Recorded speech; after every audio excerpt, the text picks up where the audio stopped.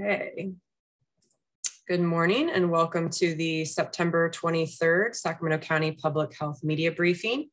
As a reminder, this is going to be our only media availability for the day from public health staff. So please ask any questions that you may have for today. And I will send out the full recording to this meeting after, and we will also post it on our COVID-19 media page.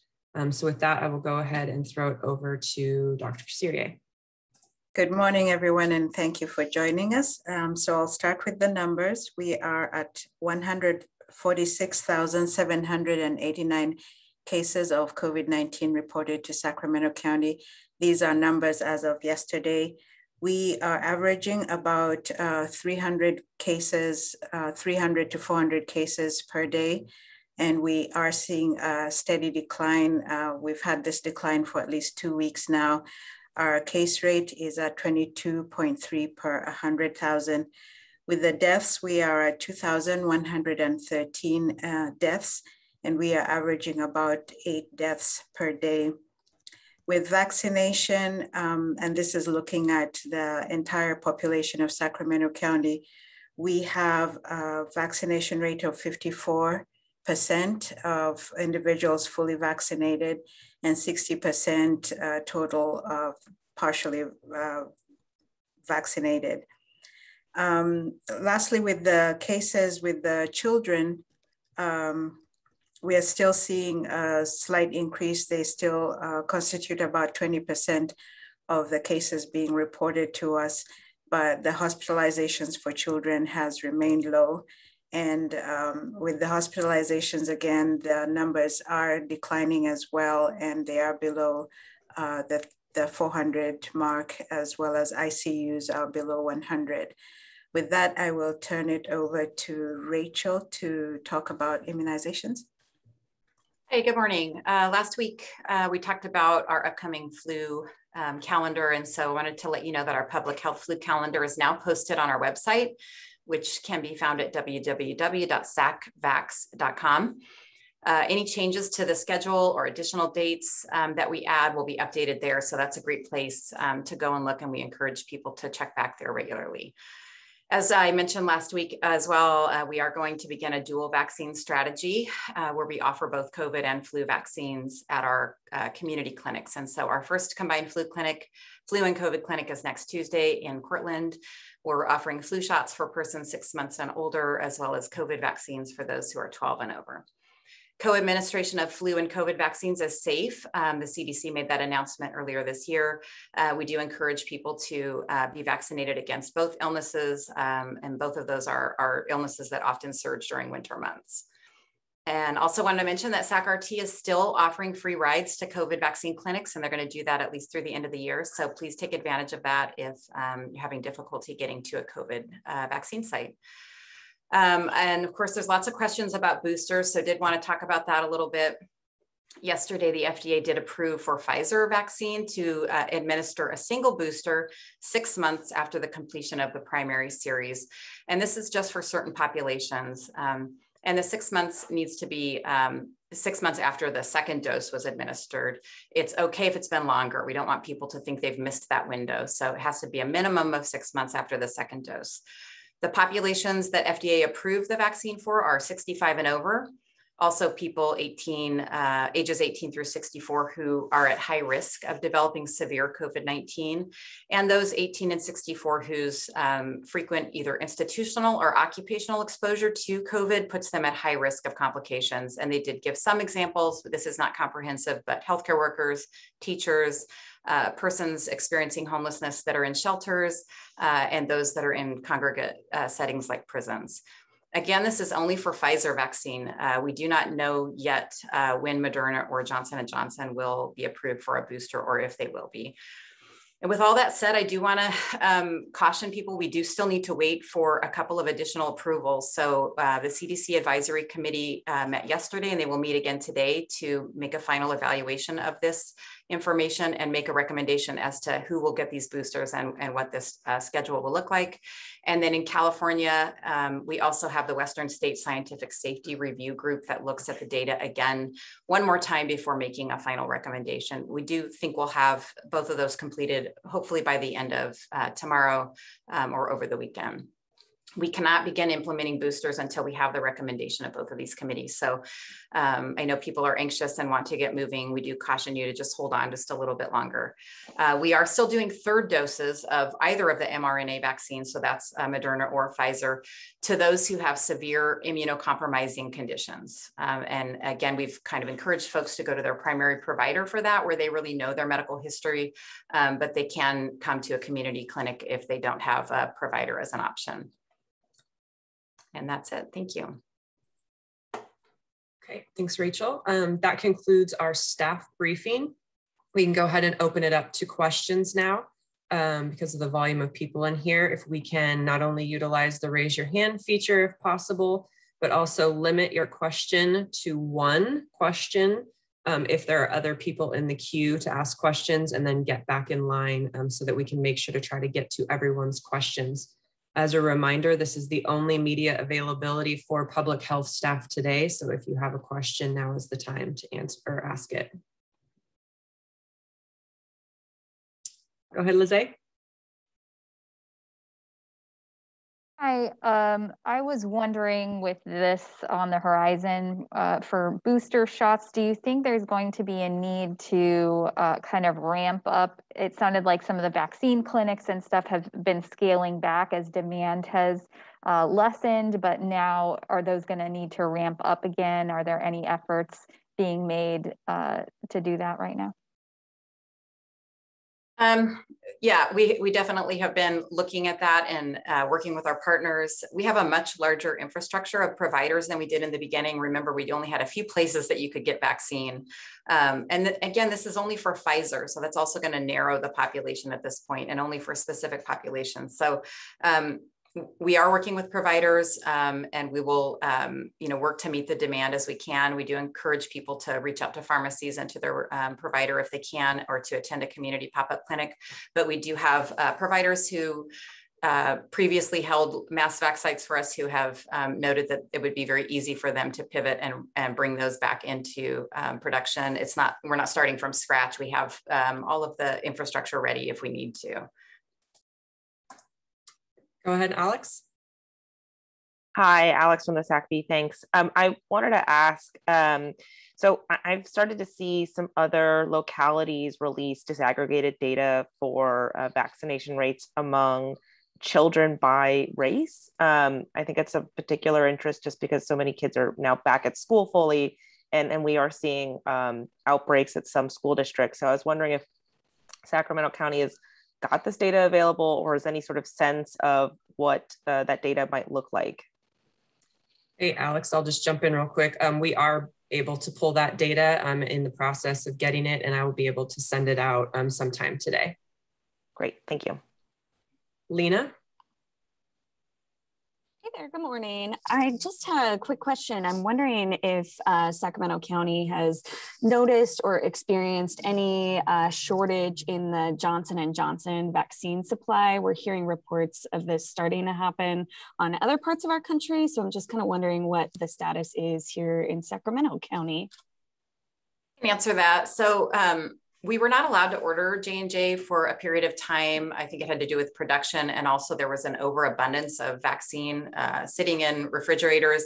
And J&J had, the CDC had, or I'm sorry, FDA had extended the expiration date of those doses based on incoming data. So all of those have expired, and we, at this time, we're able to order an unlimited quantity. So we're not experiencing that here. We are going through it very quickly. I will say we redistribute to many of our partners, and we're going through it at a pretty rapid pace. So I think there's a demand for that vaccine, but we're not seeing a shortage. Do you have any idea of what our supply looks like right now here in Sacramento? Boy, I don't know. I think it's ample. I would say no one doesn't have Johnson & Johnson that wants it. And we connect with our providers regularly. They know they can reach out to us if they are short and are expecting a shipment and don't have it. And we take it out to them. And we're not hearing from anyone that they can't, that they don't have it at this time. Lizzie? Hello again. Can you talk to us about preparations for the vaccine to be available for 5 to 11-year-olds? Maybe if you could talk about kind of what worked in getting the word out to families with the older kids, and if that same strategy will apply to younger kids. So I can start, and I don't know if any of my colleagues want to jump in on the messaging aspect, but we are in constant communication with schools. That's something our program does anyway, because we work with schools for all childhood immunizations. So, and we've been working with them for COVID vaccines for older children as well. So this will definitely be a collaborative effort with the schools, at schools. It won't just be public health. We have other providers that also work with schools and have close relationships that they've already developed through this process of COVID-19 vaccines, both for the communities surrounding the school and then for school staff and then for the 12 to 17-year-olds. So I think we'll be able to meet that demand. To honor the fallen. And I think, we used a variety of different messaging techniques. I think we did work through the schools and with their own messaging system. And if others have additions, you can jump in.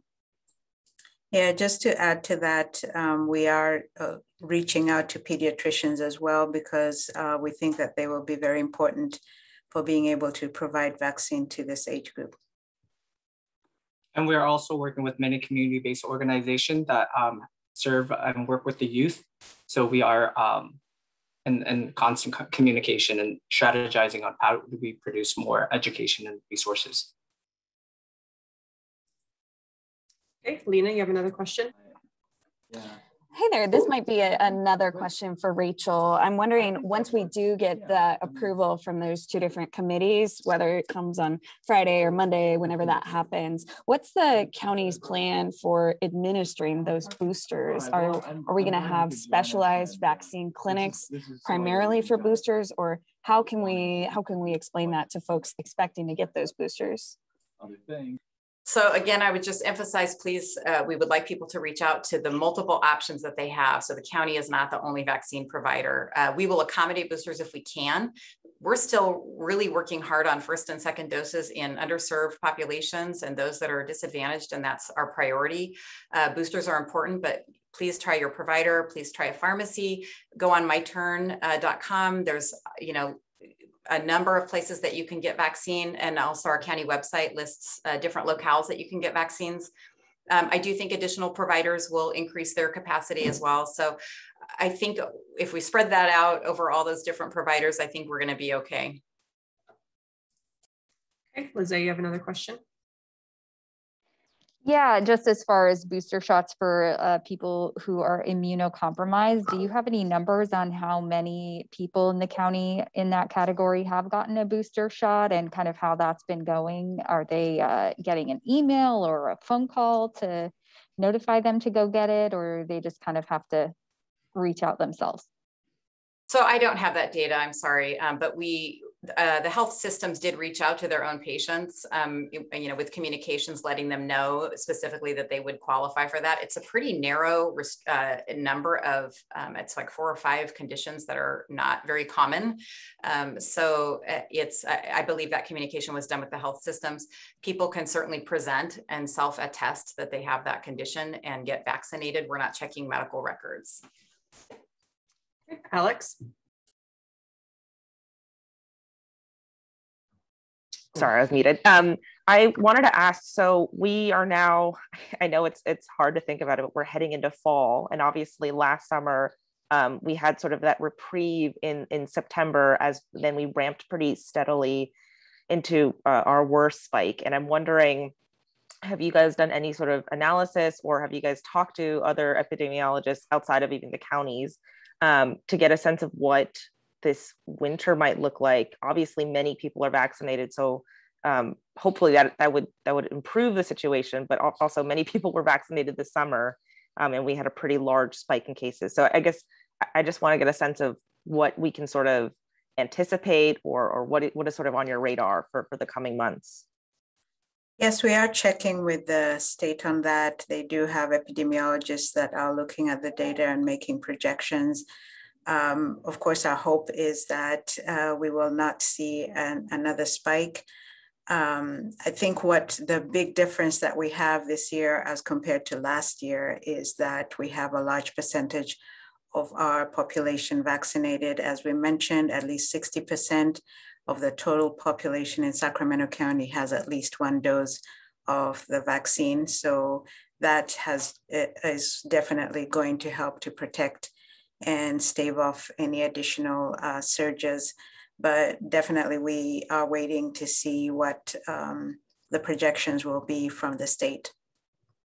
One other important thing that people need to remember is last year we did have a very mild flu season because we had social distancing and stay-at-home orders in place, but we don't have that this time. We do have indoor masking, but otherwise people are intermingling. And so our request to everybody and reminder to everyone is it's very important to get your flu shot this year. So please do that. I think the flu vaccine is available right now. And as Rachel mentioned, our community clinics are starting as well. I don't see anybody else in the queue. We'll give one last call for questions. Otherwise, we will go ahead and end the meeting, and I will send out the full recording to everyone that was here. Any last questions? And just a couple notes of housekeeping besides, oh, okay, go ahead, Lena, then I'll do my housekeeping. Sorry, one more question. Just anything you guys can say in terms of why the booster shot is important and why folks should take that seriously once they hit that 6-month mark. Why is that a priority right now? So the data that's been done at the national level by the CDC and other researchers shows that especially for individuals that either have conditions that compromise the immune systems, and also for people over the age of 65, they have a higher risk of severe disease and death. And they also, the data did show that there was a reduction in the protection from the vaccine. I do need to point out that the vaccines are still very, very effective. But the data did show that there was some reduction in the protection, and that is why the FDA has put out the recommendation, especially for people over the age of 65 and people with compromised immune systems, to get the booster shot. So as a reminder, this is our only media availability today. I will send out a full link to the media briefing, and we will continue to assess the need for these briefings on a week-by-week basis. So it is possible that there will be weeks that we will not have them, but we will let you guys know on Wednesdays if we're going to have a briefing on Thursday. Thank you for attending the September 23 Sacramento County Public Health Media Briefing. Bye.